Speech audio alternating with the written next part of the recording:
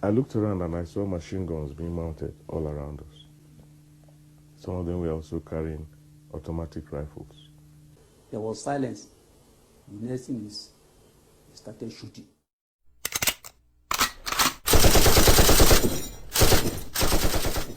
And my father was lying not too far from me. His eyes were open.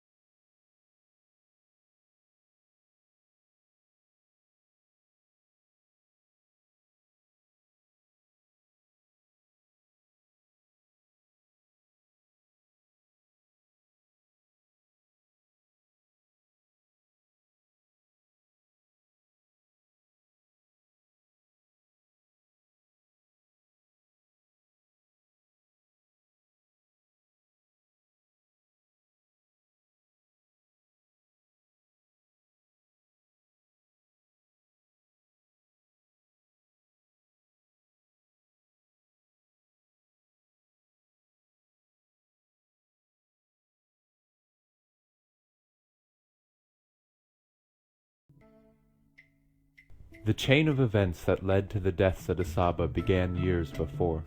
British colonialists created Nigeria by cobbling together many once independent territories, each with its own culture.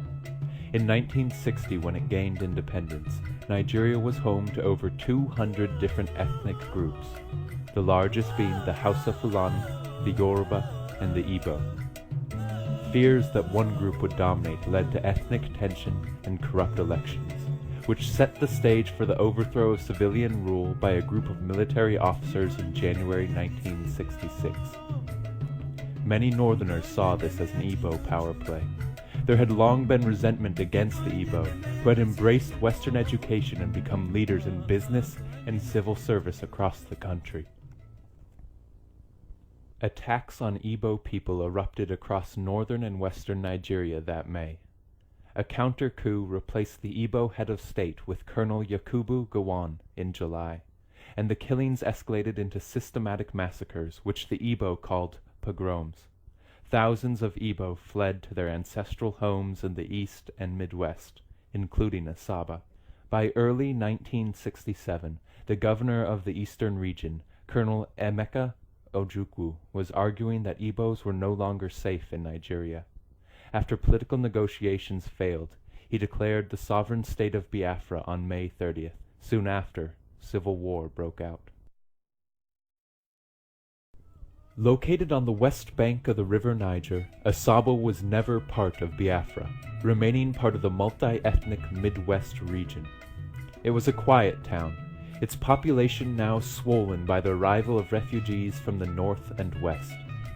The war came to Asaba in August 1967, when Biafran troops crossed the Niger Bridge and invaded the Midwest. They quickly spread west, overrunning Benin City and coming within striking distance of Lagos. Federal forces quickly regained the initiative, retook Benin City in late September, and pushed the Biafrans back to Asaba. On October 5th, the retreating troops crossed back into Biafra, destroying the bridge as they left. Federal troops under Colonel Murtala Muhammad arrived late on October 5th, striking fear into the townspeople. Soldiers began going from house to house, rounding up men and boys suspected of Biafran sympathies. Somebody came looking for my brother-in-law and said that the federal troops had come into Asaba and they were burning houses. And you open the door and tell them that no Biafran troop was there, that the house will be burnt, everything will be burnt. Soldiers gathered people together, and executions began. A young man, maybe in his late 20s, early 30s, came with his wife. The wife just had a new baby. Then sitting where we were, the man with the baby, a soldier came to him and said, "What did they do here? What did they do here?" And he didn't say anything. So he said, "Take that baby, give your wife, tell them bye-bye." I said, "Move." He got to and started moving. And as he was moving, he was starting to look at the soldier, telling him to move, like, "Where do you want me to go?" And the man pushed him at the back with the gun. Put him at the back with the gun. I said, "Move, Nyamari, move." Say, "One Nigeria." So the guy put up his hand and said, "One Nigeria." And we just heard a crack. Bap. And right there, they shot him. The wife didn't say a word.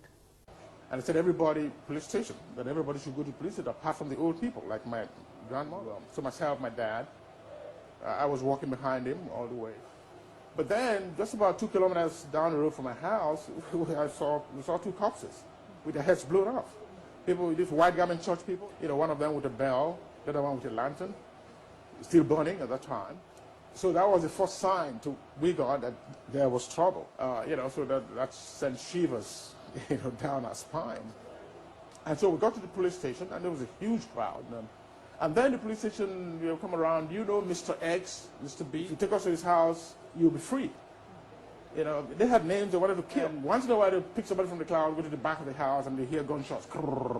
My husband and the brother, and all those about 400 people who were following them, they were shot at in front of the police station at Asaba. I held on to the person I saw, the soldier. I said, "Why did you kill my husband?" I don't want to remember what happened. I said, "Why did..." The man with the butt of the gun hit me on the chest. If you, woman, if you are not careful, you get killed as well. From that point, I went home. I got home to tell them that they had been killed. Papa, that's my father-in-law. When he heard that his 2 sons were killed, he went out. And before you go out to say, "What happened?" they shot him. They killed him. On October 6th, in an attempt to end the violence, leaders summoned all the townspeople to a peaceful march, pledging loyalty to Nigeria. On the morning of October 7th, thousands of men, women, and children from every quarter of Asaba joined the parade, singing and dancing. They came with the normal Asaba way, with a gong, announcing that the soldiers are already in Asaba, killing people, that if we can come to welcome them and declare peace with them, that we're with them, they will be spared. Started hearing, dancing group. One Nigeria, one Nigeria, one Nigeria, one Nigeria. So along the line, I said, "Okay, let us go," myself and my cousin. So as we are coming out, towards the road, that time the dancing group, they were around. Then soldiers surrounded them. We were guiding them. That is Nigerian soldiers. We were carrying guns. But they lined up and said, "Women here, men here." And women who came with their sons were removing their skirts and blouse to disguise. So when I saw this scenario going on, and I felt something is wrong. If these women can disguise their children, and my mother is not here, what do I do? And I looked at the whole place. There is no avenue for escape. They took us to certain quarters, and eventually the man was a captain. He ordered them to start shooting us. Gunshots. Pa, pa, pa, pa, pa, pa, pa, pa. People were falling. So when people fell, I fell with them. And they continued shooting and shooting and shooting. I lost count of time. I don't know how long.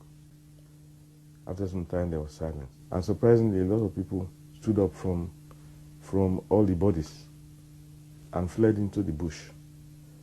I stood up also, but I saw a cousin of mine who was lying not too far from me. He was shot on the head. My body was covered with blood, but I knew that I was safe. Nothing had happened. My cousin said we should wait till it was dark so that we could go together, and I agreed.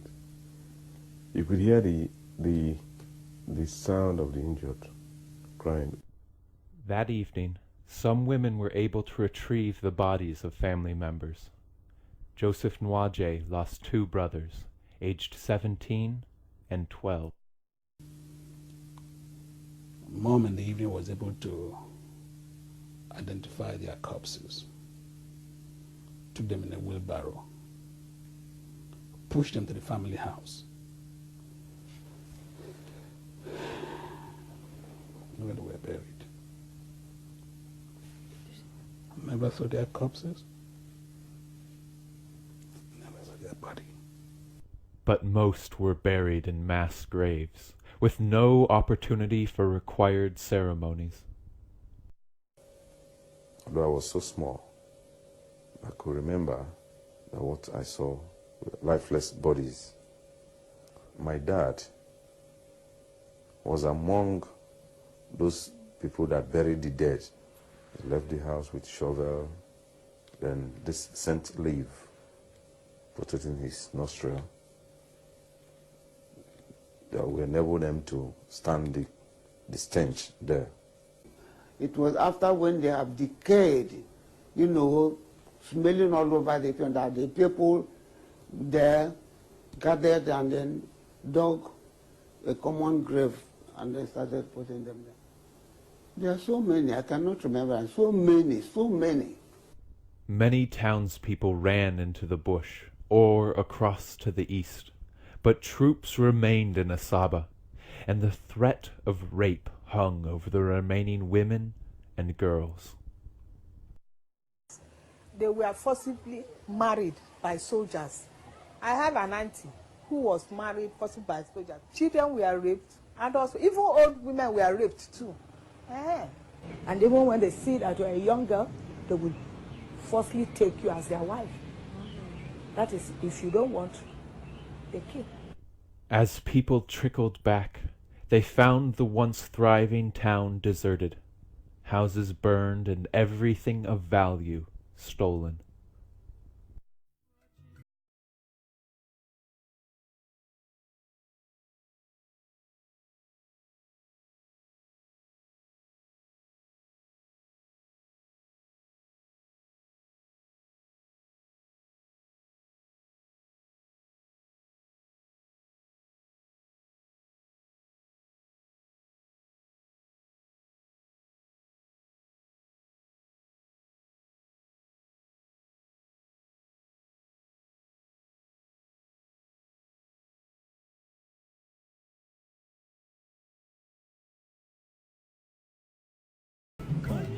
We have no home to enter, no house to enter. Our house was burnt down. Everything. In fact, where we went, we had to be tying, you know, the bags they put rice and beans. That's what we tied, because there was no clothes, there was nothing for us to hide our nakedness. A lot of children were shocked. You know, people were dying just like that. Some we ate rats, lizard. In fact, Asaba suffered. Exactly how many died on October 7th is not clear. Between 500 and 800 seems likely, in addition to hundreds killed in previous days. Many families were decimated. My immediate elder brother, the one following him, and one of my cousins, 3 of them were killed.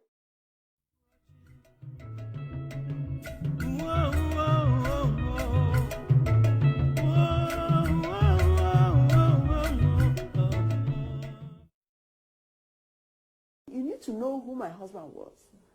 Harmless, no, couldn't harm anybody. He liked life, he liked himself, he was a lovely man.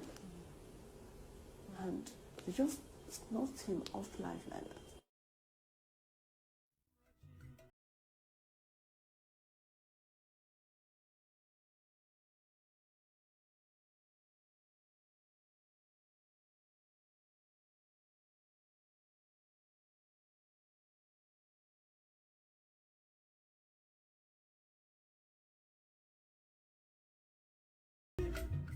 Was my favorite brother, and he was outstanding as a student. He was captain of cricket, captain of soccer. He was a sprinter. And he was in the Nigerian 4 by 100 meters relay team. So it was a great loss, to the family. Of course, one tries to forgive.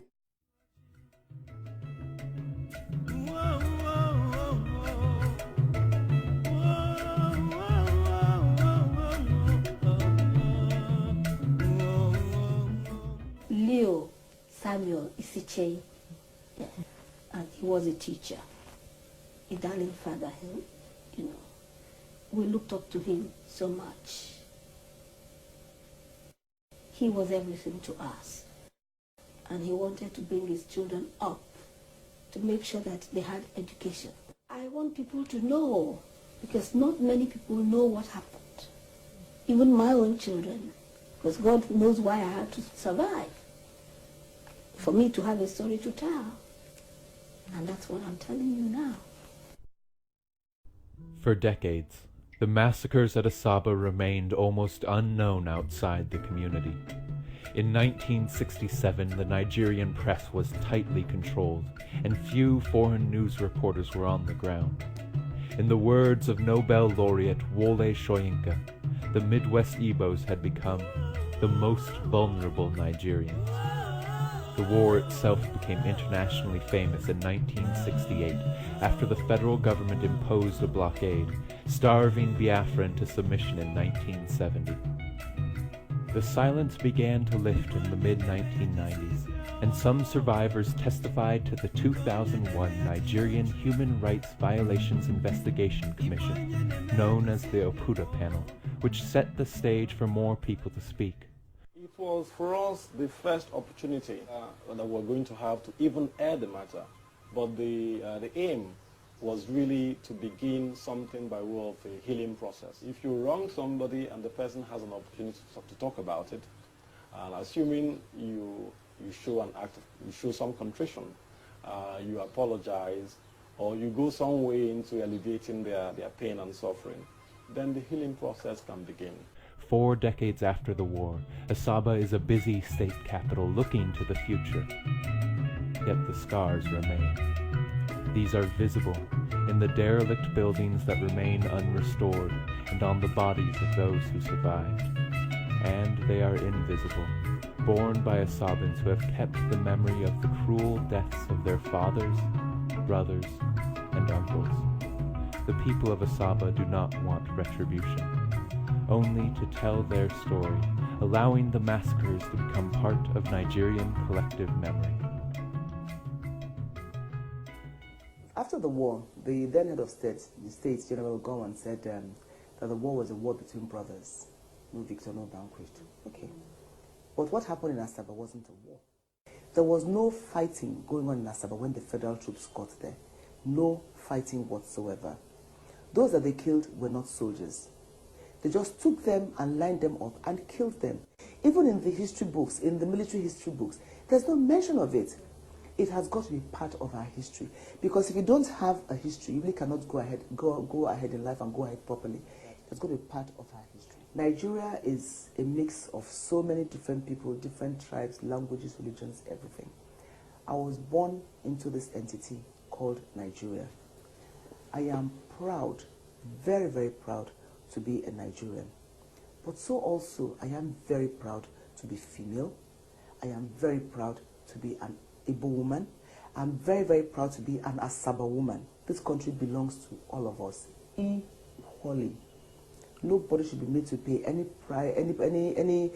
price that is way beyond that which is necessary to keep the country going. We paid more than a necessary price during the war. Thank you.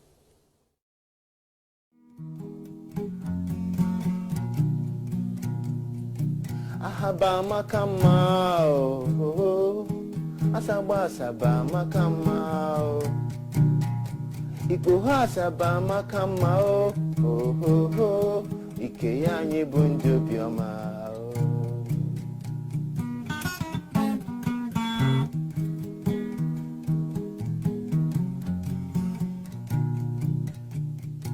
Ahaba makama oh oh oh oh.